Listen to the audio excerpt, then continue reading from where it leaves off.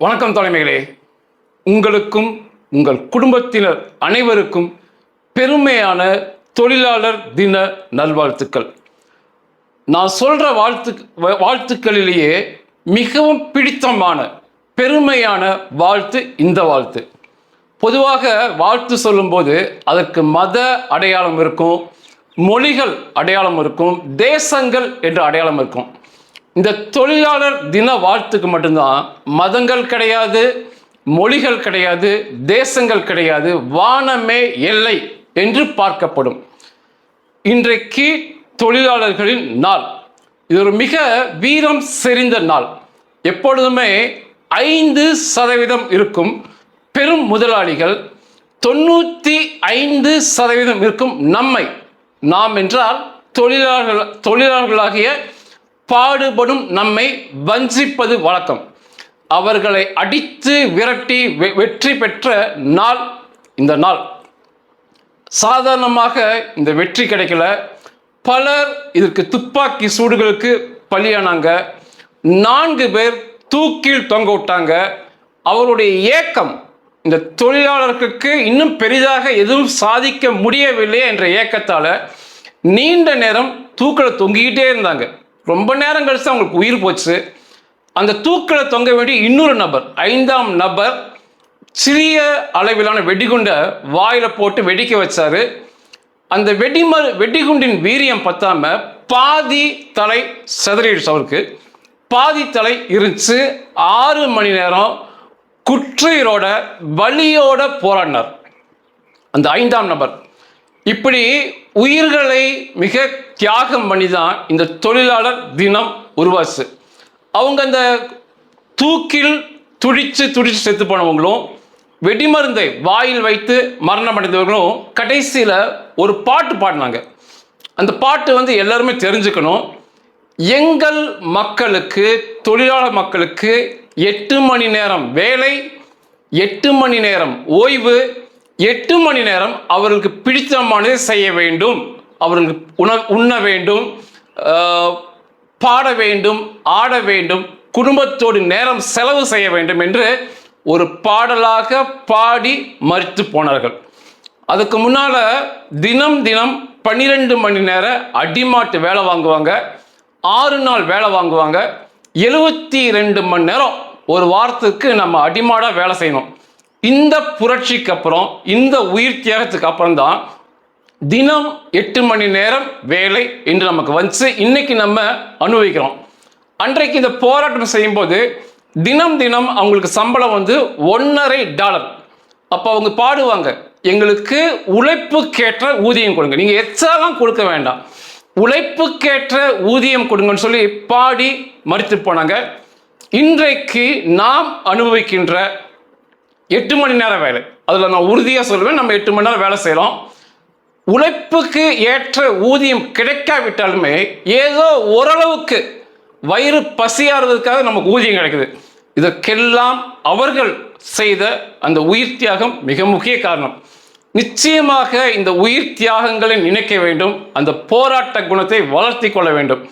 இன்னைக்குமே அந்த பெரும் முதலாளி சக்திகள், அந்த 5% இருக்க சக்திகள், இதை எப்படியாவது பழையபடி கொண்டு போயிடணும், 12 மணி நேரம் இவங்களை வேலை வாங்கணும், அடிமாடுகளாக நடத்த வேண்டும், இந்த உழைப்பை உறிஞ்சி கொளுத்து திரிய வேண்டும், பன்றியை போல திரிய வேண்டும், இன்னைக்கு செயல்படுவாங்க. அதை இனம் கண்டறிந்து அதை அடக்க வேண்டியது நம்ம ஒவ்வொருவரின் கடமை. சமீபத்தில் கூட இந்தியாவில் இன்ஃபோசிஸ் நிறுவன உரிமையாளர் நாராயணமூர்த்தி, அந்த நாராயணமூர்த்தி ஒரு பார்ப்பான், ரொம்ப குயுக்தியா செயல்படுவாங்க. அவனுடைய மனைவி சுதா மூர்த்தி, இவங்க ஒரு கருத்தை வெளியிட்டிருந்தாங்க. உண்மையாகவே நான் மிகவும் கண்டிக்கின்ற ஒரு விஷயம் பார்ப்பானியம். அதாவது சண்டைக்கே போக மாட்டான், மிகப்பெரிய பாதுகாப்போட வாழ்வான். அவன் சண்டையே போட மாட்டான், உழைக்கவே மாட்டான், ஆனா அந்த பலனோட உச்சத்தை அனுபவிப்பான். பாப்பா, இது பார்ப்பானியம், நயவஞ்சகம் என்பது. இந்த பெரும் முதலாளிகள், பார்ப்பானியம், இதெல்லாம் வேற இல்லை, எல்லாமே ஒண்ணுதான். அநேகர் புரியாம சொல்லுவாங்க, ஹிந்து மதத்துல இந்த ஜாதி ஏற்றத்தாழ்வுன்னு சொல்லி, அது இந்து மதத்தில் வந்ததல்ல, இடைச்சர்களாக இந்த பார்ப்பான்களால் கொண்டு வரப்பட்டதான் அந்த ஜாதி வித்தியாசம். நான் ஏற்கனவே சொன்னேன், சண்டைக்கே போக மாட்டான், மிக பாதுகாப்பா வாழ்வான்னு சொல்லி. அதற்காக அவன் கொண்டு வந்ததுதான் இந்த ஜாதி வேறுபாடுகள், ஏற்றத்தாழ்வுகள். இன்றைக்குமே நான் பார்ப்பானியத்தை கண்டிச்சு பேசுறேன், பார்ப்பானை திட்டினா அவன் சண்டைக்கு வர மாட்டான். அவனுக்கு கீழே ஒரு படையை வச்சிருக்கான், சண்டை போடுவாங்க வீரர்கள் சொல்லி, அவனுக்கு வருவானுங்க, பைத்தியம் மாதிரி வருவானுங்க. டேய், நீ அவங்கள பார்க்க பேசக்கூடாது, அவன் கம்மியாக தான் இருக்கான், அவனை பேச நான் சண்டைக்கு வருவேன்னு வருவாங்க. இதெல்லாம் அவன் செய்த குயுக்தி. இதில் இன்னும் மிகப்பெரிய வேதனை, இவன் படிப்படியாக ஜாதி வாரியாக பிரித்து கடைசியாக அடித்தட்டு வேலை செய்வதற்கு பிற்படுத்தப்பட்ட ஜாதின்னு சொல்லி ஒன்று உருவாக்குனாங்க. ஆனால் அதுதான் மிகப்பெரிய எண்ணிக்கையில் இருந்தாங்க மக்கள் தொகையில். அப்போ அவனுக்கு அதில் ஒரு குயுக்தி, அந்த அடித்தட்டு வேலை செய்கிறவங்கள அந்த வேலையை பிரித்து கொடுத்தான். அவர்களில் நீங்கள் பெருசு நாங்கள் பெருசுன்னு அவங்களுக்குள்ளேயே சண்டை போட்டாங்க. இந்த அளவுக்கு மிக குயுக்தி மிகுந்தவன் இந்த பார்ப்பான். அவனால் கொண்டு வரப்பட்டது தான் இந்த ஜாதி வேறுபாடுகள். இன்னுமே என்னால் நம்ப முடியல. என்னோட சின்ன வயசுல சக மனிதன், என்னை போல ஒரு சக மனிதன் வீட்டு வாசல்ல வந்து ஒரு வீட்டுகளில் இருக்கும் மலங்களை, பிறருடைய மலங்களை ஒரு பக்கெட்ல வச்சு சுத்தம் பண்ணதை என் கண்ணால பார்த்துருக்கேன். இன்னைக்கு வராலும் நம்ம அடிச்சு உடைச்சு ஓரளவுக்கு மேலே வந்துட்டோம். இன்னைக்குமே இந்த அசுத்தங்களை சுத்தம் செய்வது அதே ஜாதி தான். அதோட தோற்றம் மாறி இருக்கலாம், ஆனால் அவங்களே தான் இன்னைக்கு செஞ்சுட்டு இருக்காங்க. இன்னமும் இந்த இட ஒதுக்கீடு அதிகப்படுத்தப்பட்டு அந்த வேலை செய்யும் மக்களுக்கு, அடித்தட்டு வேலை செய்யும் மக்களுக்கு சம்பளங்களை இன்னும் பல மடங்கு உயர்த்தினால் மட்டுமே இதிலிருந்து ஒரு விடுபட முடியும். இவன் என்ன சொல்றான் நாராயணமூர்த்தினா, அதுமே இவன் குயுக்தியா செய்வான். இவன் சொன்னா பாருங்க, இவனை கண்டபடி திட்டுவேன், ஏன்னா வயசானாலும் ஆண்களால் திட்டுவேன். ஆனால் அதே கொள்கையை பரப்பும் வேலையை அவனுடைய மனைவி சுதாமூர்த்தியை வச்சு செய்வான். ஒரு பெண்ணை அப்படி திட்ட முடியாது. இப்போ நாராயணமூர்த்தியை இவன் பேசுகிற என்னால் அவங்கள பேச முடியாது. பெண் என்றால் அந்த கண்ணியத்தை கொடுக்கணும்னு சொல்லி நமக்கு ஒரு புரிதல் இருக்கும், அதை பயன்படுத்துவானுங்க. இவன் என்ன சொல்றான் அப்படின்னா, சீனாவை போல 996 மாடலை பின்பற்றினால்தான் இந்திய தேசம் சீனாவை போல முன்னேறுமா. இவன் ஒரு கருத்து சொல்றான் அப்படின்னா ரொம்ப நயவஞ்சகமா பேசுவான். இந்த கருத்தை சொல்லும்போது சாதாரணமா 996 வரணும் அப்படின்னா மிகப்பெரிய சண்டையாயிருக்கும். அவன் என்னப்பா, தேசம் முன்னேறணும் அதனால 996 வரணும் அப்படின்னா உடனே இவனுக்கு கொஞ்சம் பேர் இருப்பாங்க தேச பக்தர்கள், பைத்தியம் மாதிரி வருவானுங்க. தேசம் என்பது ஏதோ ஒரு பொருள் அல்ல. ஒரு தேசம் என்பது அதிலுள்ள மக்கள், ஆண்கள், பெண்கள், திருநங்கைகள், அதிலுள்ள பறக்கும் பறவைகள், ஊரும் பிராணிகள், நடக்கும் பிராணிகள், இது எல்லாத்துடைய முன்னேற்றம் தான் தேச முன்னேற்றம் என்பது. தேசம் என்பது தனியாக முன்னேறுவது அல்ல, எல்லாம் தான் முன்னேறி வரணும், எல்லோருமே சந்தோஷமா இருக்கணும். அதை புரியாம தேச பக்தரும் பைத்தியமா வருவானுங்க. அவர் நாராயணமூர்த்தி நல்லவர், தேச முன்னேற்றத்தை பத்தி பேசுறாங்க. அப்ப அவன் என்ன சொல்றான், சீனா போல 9-9-6 என்ன அர்த்தம்னா 9 to 9 வேலை நேரம், 9 to 9, காலை 9 இரவு 9 வரைக்கும், இரவு 9 அடுத்த நாள் காலை 9 வரைக்கும், 12 மணி நேர வேலை கட்டாயமாக எல்லோரும் செய்ய வேண்டும். 6 என்பதற்கு 9-9-6 என்பதற்கு 6 நாட்கள் வேலை செய்ய வேண்டும். அதுதான் 9-9-6. அப்படி செய்தால்தான் தேசம் இந்தியா சீனாவை போல முன்னேறும் அப்படின்னு பேசலாம். மிகப்பெரிய கண்டனங்களும் வந்துச்சு, தேச பக்தர் என்ற பைத்தியங்களால அதுக்கு ஆதரவும் வந்துச்சு.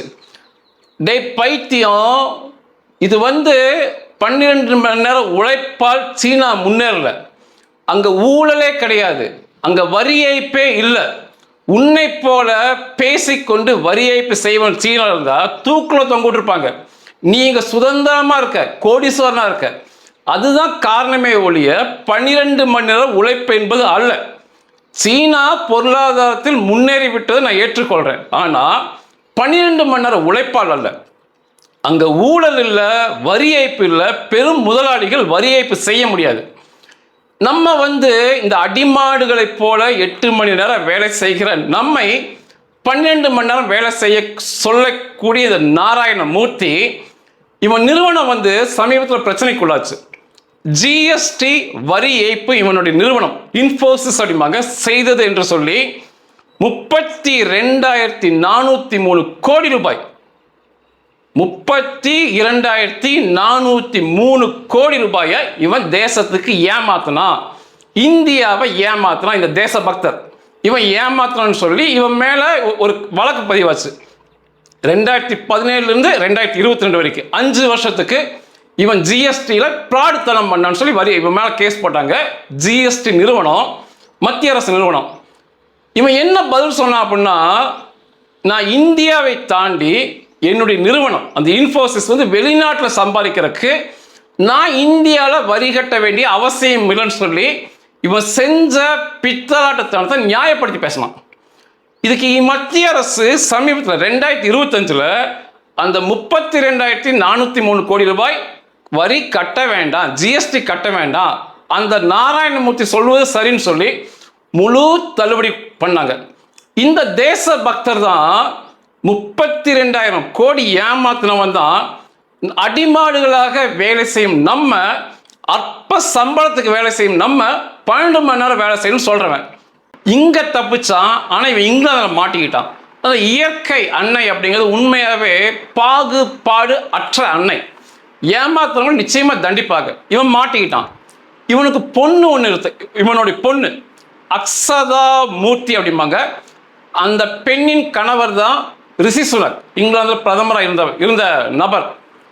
அந்த பெண்மணி இங்கிலாந்தில் வாழும்போது நான் டொமிசைல்டு என்ற அந்தஸ்தை பயன்படுத்தி ஒரு வருஷத்துக்கு இங்கிலாந்தில் இந்திய மதிப்பில் 20 கோடி ரூபாய் வரி ஏமாற்றம் செய்தால், அதாவது வருமானம் ஏமாற்றம் இல்லை, வரி மட்டுமே, வரி மட்டும் இங்கிலாந்துக்கு ஒரு வருஷத்துக்கு இந்திய மதிப்பில் 20 கோடி ரூபாய் ஏமாற்றினால் சொல்லி வழக்கு பதிவாச்சு. வரியே 20 கோடினா சம்பாதிச்சது எத்தனாயிரம் கோடின்னு யோசித்து பாருங்க. இந்த வழக்கு அங்கே பதிவாச்சு. அது என்ன நான் டொமிசைல்டு அந்தஸ்து அப்படின்னா, நான் இயல்பில் அந்த பெண்மணி சொன்னது, இந்திய பிரஜை, இங்கிலாந்தில் வசிக்கிறேன், இங்கே சம்பாதிக்கிற காசுக்கு வரி கட்ட வேண்டாம் என்ற நிலைப்பாடில் அந்த பெண்மணி தொடர்ச்சியாக செயல்பட்டு வரி ஏய்ப்பு இங்கிலாந்தில் செய்தால், இங்கிலாந்துலாம் அப்படி தப்பிக்கலாம் விட மாட்டாங்க. இது பார்ப்பானியம் அங்கே செல்லுபடி ஆகாது. அந்த நய வச்சுக்கோம். பத்திரிகைகள், இங்கிலாந்து பத்திரிகைகள் கண்ணா பின்னான்னு எழுதுனாங்க. இவ்வளோ வரி ஏய்ப்பு செய்து கொண்டு இந்த அந்தஸ்தை பயன்படுத்தி, இந்த அந்தஸ்து ஒரு எளிய ஏழை பிரஜைக்கு பயன்படணும், இதே போல கொளுத்த பன்றிக்கு பயன்படக்கூடாதுன்னு சொல்லி அவங்க எழுதுனாங்க. அதுக்கப்புறம் அந்த அக்ஷதா மூர்த்தி இந்த பிரச்சனை பெருசான பிறகு எனக்கு கவன சிதறல் ஏற்படுது, இந்த வழக்கை உற்று நோக்குவதால், இந்த வழக்குக்கு பின்னால நான் செல்வதால் என்னுடைய எனக்கு கவன சிதறல் ஏற்படும் சொல்லி அந்த வரித்தொகையை முழுவதுமாக கட்டி முடித்தார். அந்த வரித்தொகையெல்லாம் அவங்களுக்குலாம் ஒரு பெரிய மேட்டரே கிடையாது. அவங்க அப்பன்ட்டு இருக்க காசு, அவங்ககிட்ட இருக்க காசுல பெரிய பெரிய 1000 கோடி ரூபாய்கள் கட்டி முடிச்சாங்க. இது ஒரு மிகப்பெரிய தோல்வியாக அவளுக்கு பார்க்கப்பட்டது. இப்படி இந்தியாவில் 32,000 கோடி ஏமாற்றிய நபர், அவனுடைய பெண் இங்கிலாந்தில் வருஷம் 20 கோடி வரியை ஏமாற்றிய பெண், அதுக்கப்புறம் சட்ட நடவடிக்கைக்கு பயந்து அந்த பணத்தை கட்டிய பெண், இந்த குடும்பம் தான் நமக்கு சொல்றாங்க 8 மணி நேரம் வேலை பத்தாது, 12 மணி நேரம் வேலை செய்யணும், அப்போதான் தேசம் முன்னேறும் அப்படின்னு சொல்லி இந்த தேச பக்தர்களை ஊசி போட்டு அவனுக்கு ஒரு பெரிய கும்பலாக வருவானுங்க. அவர் சொல்வதுதான் சரின்னு சொல்லி, தேசம் என்பது ஒரு தனிப்பட்ட பொருள் அல்ல, அந்த தேசத்துக்குள் இருக்கும் மக்கள், பிராணிகள், பறவைகள், ஊர்வன எல்லாமே மகிழ்ச்சியாக இருப்பதுதான் தேச முன்னேற்றம் என்பது. இவன் எந்த சண்டைக்குமே இவன் போனதில்ல. ஆனா உச்சக்கட்ட பாதுகாப்புல இவன் வாழ்வான். எந்த உழைப்பும் இவனுக்கு சொந்தமானதில்லை. உசிதமான பொருளை சாப்பிடுவான். இவன் எந்த வயல்வெளிக்கும் போய் இறங்கி நாற்று நட்டதில்லை, தண்ணி பாய்ச்சதில்லை, உரம் போட்டதில்லை, பாடுபட்டதில்லை. ஆனா விளைச்சலில் வரும் உசிதமான அரிசி, உசிதமான பழங்கள், பிற பொருட்களை தின்பது இவனோட வழக்கமாக இருக்கும். இதுதான் குயுக்தி நயவஞ்சகம் என்பது. இதை போல நயவஞ்சகத்தை குயுக்தி பெரும் முதலாளிகளின் சதியை உடைத்து வெற்றி பெற்றது தான் இந்த தொழிலாளர் தினம். இது எப்படி வந்துச்சு அப்படின்னா, ஹே மார்க்கெட் படுகொலை அப்படிம்பாங்க. 1886 அந்த காலகட்டத்தில் முன்னோர்கள் போராடியது. இன்னைக்கு அதை மாற்ற முயற்சிக்கலாம் பாருங்க. அதான் அவ்வளோ ஆத்திரம். 1886 மே மாதம் 3ஆம் தேதி 4ஆம் தேதி நடந்த படுகொலை கலவரத்தினால் விளைந்த விளைவு இது நடந்தது பல தேசங்கள் நடந்திருக்கு. இந்த மே 1க்கு காரணமானது அமெரிக்காவில் சிகாகோ என்ற நகரத்தில் மெக்கார்மிக் ஹார்வெஸ்டிங் மிஷின் கம்பெனி, அதாவது விவசாய சம்பந்தப்பட்ட இயந்திரங்களை செய்யும் நிறுவனம். பொதுவாக சிகாகோவில் அதிகமாக தொழில் நிறுவனங்கள் அதிகமாக இருக்கும், அதிக தொழிலாளர்கள் இருப்பாங்க. அமெரிக்கர்களை தாண்டி ஜெர்மானியர்கள், பிற அகதிகள் அந்த சமயத்தில் அந்த சிகாகோவில் இருந்தாங்க. அன்னைக்கு ஜெர்மானியர்களுக்கு தினம் 12 மணி நேரம் வேலை, $6, 72 மணி நேரம் வேலை செய்யணும். தினம் 12 மணி நேரம் வேலை செஞ்சால் $1.50 கூலியாக கொடுப்பது வழக்கம். அமெரிக்கர்களுக்கு 12 மணி நேரம் 10 மணி நேரம் வேலை. அப்போ தொழிற்சாலைகள், தொழிற்சங்கங்கள் மெதுவாக உருவாக்கி ஒன்றிணைந்து வலுப்பெற்று இந்த 12 மணி நேரம் வேலை செய்ய முடியாது, 8 மணி நேரம் வேலை செய்ய வேண்டும், உழைப்புக்கேற்ற ஊதியம் கொடுக்க வேண்டும் என்று முன்மொழிஞ்சு 1884 ஒரு பிரகடனம் பண்ணாங்க. 1886 மே 1ஆம் தேதியிலிருந்து 8 மணி நேர வேலை, உழைப்புக்கேற்ற ஊதியம் வழங்க வேண்டும் என்று சொல்லி தொழிலாளர்கள் தரப்புல சொல்லப்பட்டது. வழக்கம் போல முதலாளிகள் ஏற்றுக்கொள்ளவில்லை. யார் யாரெல்லாம் இதை கேட்டாங்களோ அவங்கள வேலையை விட்டு நிறுத்தி அவர்களுக்கு எந்த நிறுவனங்களும், அதாவது மொத்த முதலாளியும் ஒன்றா சேர்ந்து யாருமே வேலை கொடுக்காம அந்த போராடிய குடும்பங்களை பட்டினியில போட்டாங்க. அதே போல உள்ளுக்குள்ள வேலை செஞ்சுட்டு இருந்தவங்க யார் போராட்டத்துக்கு துணையா போறாங்களோ அவர்களை உடனடியாக வேலையை விட்டு நிறுத்தி கம்பெனியை விட்டு வெளியே துரத்தி விட்டாங்க. உள்ளூர் ரவுடிகளை வச்சு அடிக்க வச்சாங்க, கம்பெனிகளுக்குள்ள ரவுடிகளை வச்சு அடிக்க வச்சாங்க. இது பத்தாக்குறைக்கு காவல்துறை இந்த முதலாளிகளோட சேர்ந்து மிகப்பெரிய ஒரு வன்முறையை அந்த தொழிலாளர்கள் மேல செஞ்சுட்டு இருந்தாங்க. 1886 மே 1ஆம் தேதி 8 மணி நேரம் சம்பளம், 8 மணி நேரம் வேலையா வந்திருக்கணும், சம்பளம் அதிகப்படுத்தியிருக்கணும். எதுவுமே நடக்கல. அப்போ இந்த சிகாகோ நகரத்தில் இந்த மெக்கார்மிக் ஹார்வெஸ்டிங் கம்பெனிக்கு முன்னால மே 3ஆம் தேதி 1886 மே 3ஆம் தேதி எந்தவித கோரிக்கையும் நிறைவேற்றப்படாதால தொழிலாளர்கள் போராடினாங்க.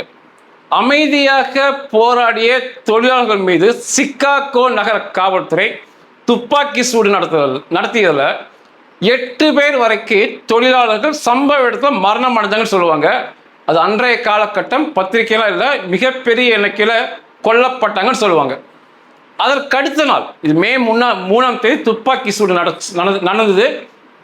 மே 4ஆம் தேதி இரவு 10:30 மணிக்கு அந்த துப்பாக்கி சூட்டை கண்டித்து மீண்டும் தொழிலாளர்கள் அந்த ஹே மார்க்கெட் சதுக்கம் அப்படிம்பாங்க அங்கு நின்று அமைதியாக தங்கள் கண்டனத்தையும் வருத்தத்தையும் பதிவு செய்யும் போது மீண்டும் காவல்துறை, சிகாகோ காவல்துறை அவர்கள் நோக்கி முன்னேறும்போது கூட்டத்திலிருந்த ஏதோ ஒரு விசமி, அது தொழிலாளர்கள் அல்ல, கூட்டத்துக்குள்ள திட்டமிட்டு இந்த பெரும் முதலாளிகளால் உள்ள அனுப்பப்பட்ட ஒரு உள்ளூர் ரவுடி ஒரு வெடிகுண்டை தூக்கி காவல்துறை மேல வீசுறான்.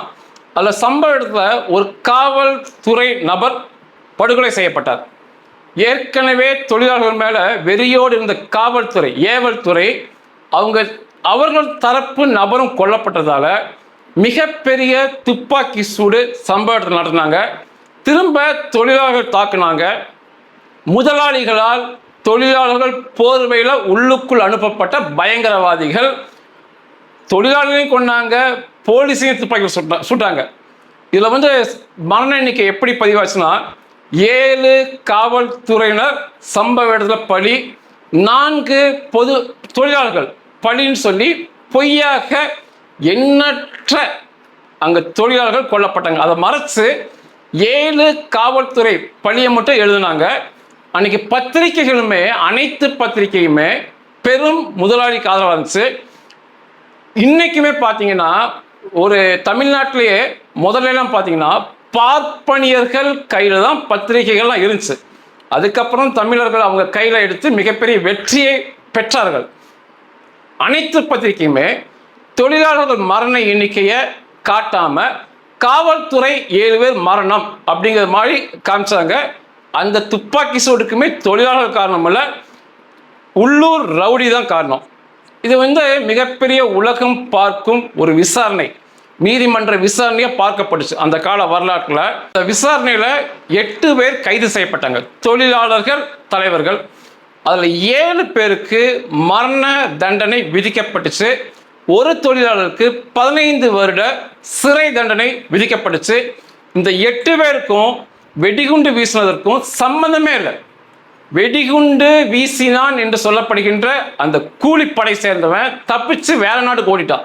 அதுதான் உண்மையும் கூட. ஆனால் இந்த 8 தொழிற்சங்க தலைவர்கள் கைது செய்யப்பட்டு 7 பேருக்கு மரண தண்டனை, ஒருவருக்கு 15 வருட தண்டனை விதிக்கப்பட்டுச்சு.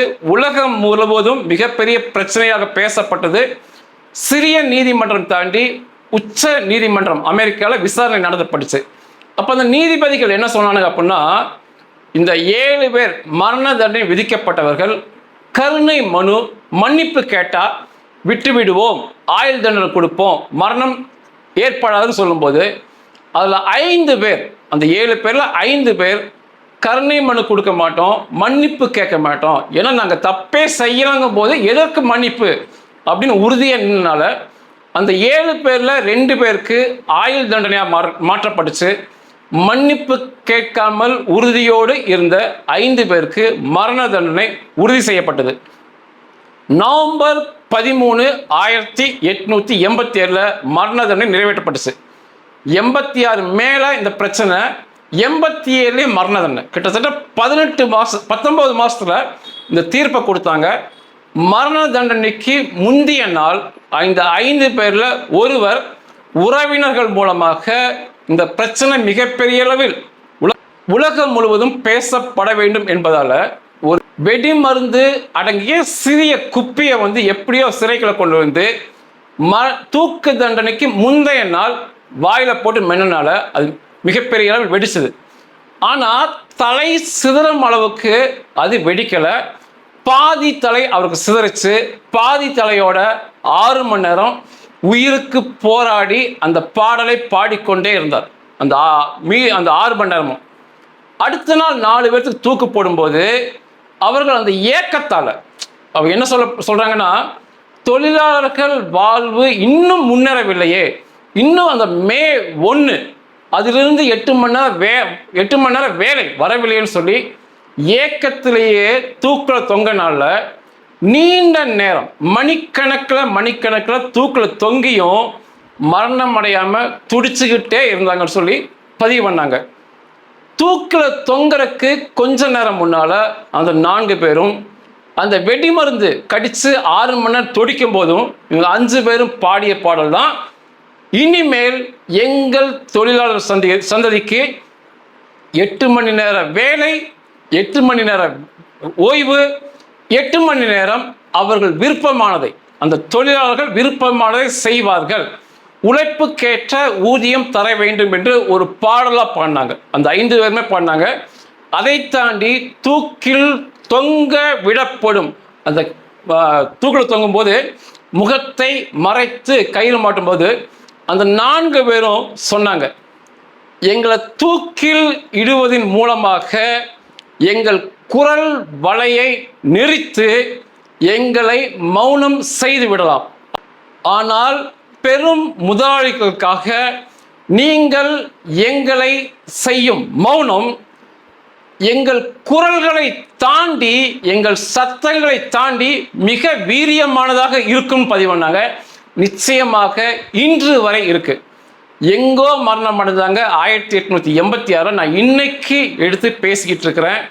இன்னைக்கு அவர்கள் சாகும்போது அவங்க சொன்னது எதுவுமே நிறைவேறல. ஆனால் அவங்கள தூக்கில் அவங்கள குரல் வழியை நசுக்கி கொன்று அவங்கள மௌனம் பண்ணாங்க.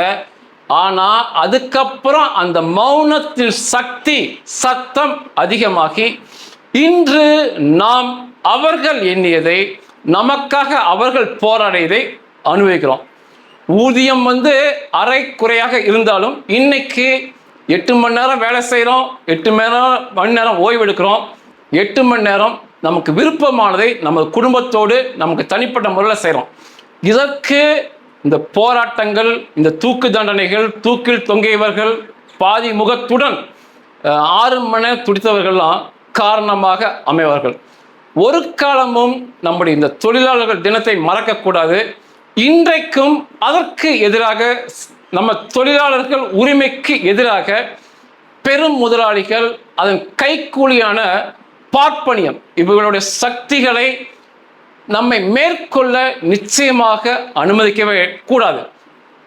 பார்ப்பனியத்திலேயே விதிவிலக்குகள் உண்டு. சுப்பிரமணிய பாரதியார் மாதிரி என்னால் அவ்வளோ புகழ்ந்து என்னுடைய பிள்ளைகளுக்கு அவர் பற்றி சொல்லிக் கொடுப்பேன். அவரை போன்ற விதிவிலக்குகள் உண்டு. பார்ப்பனியர்களே நல்லவர்களும் உண்டு. அவர்களுக்கு நான் அதிகமாக இந்த திட்டுவது பொருந்தாது. அதை தாண்டி அதிகபட்சமாக அவர்களில் வாழும் இந்த நயவஞ்சக நபர்களுக்கு மட்டுமே இந்த பார்ப்பனியத்தை திட்டுவது பொருந்தும். தொழிலாளர்கள் ஒற்றுமை ஓங்கட்டும், தொழிலாளர்கள் வாழ்வுரிமை செழிக்கட்டும், தொழிலாளர் தினம் தொடரட்டும். பெருமையான புரட்சிகரமான தொழிலாளர் தின நல்வாழ்த்துகள். நன்றிகள்.